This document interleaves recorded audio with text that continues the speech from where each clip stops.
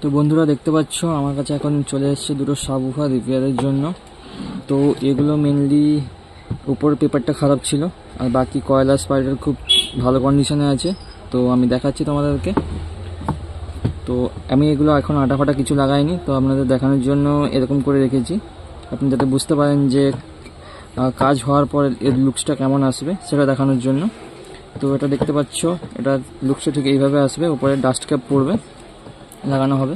আর এটা হচ্ছে সাবউফার, এটা হচ্ছে 10 ohms-এর, এখানে লেখাই আছে এটা 10 ohms-এর 20 ওয়াট, ঠিক আছে। আর 4 ohms-এ এটা 40 ওয়াটের কাছাকাছি আসবে। তো এটা হচ্ছে সামনের লুক। আর এটা হচ্ছে দেখতে পাচ্ছ, এটা 4 ইঞ্চি সাবউফার হোম স্পিকার।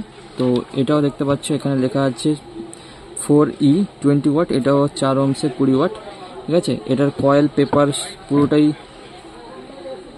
কয়েল আর স্পাইডারটা অরিজিনাল আছে, পেপারটা জাস্ট একটু চেঞ্জ হয়েছে।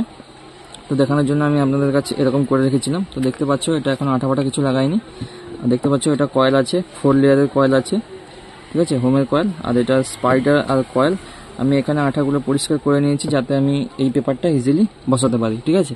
তো সেরকমভাবে এটাও আমি করে রেখেছিলাম।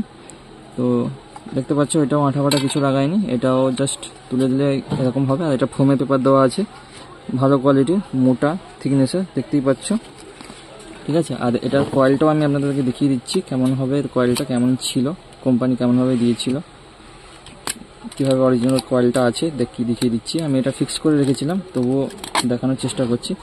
এই দেখতে পাচ্ছ এটা অরিজিনাল কয়েল, 4 লেয়ারের আছে, খুবই মোটা, থিকনেসটা কতটা দেখতে পাচ্ছ, ঠিক আছে।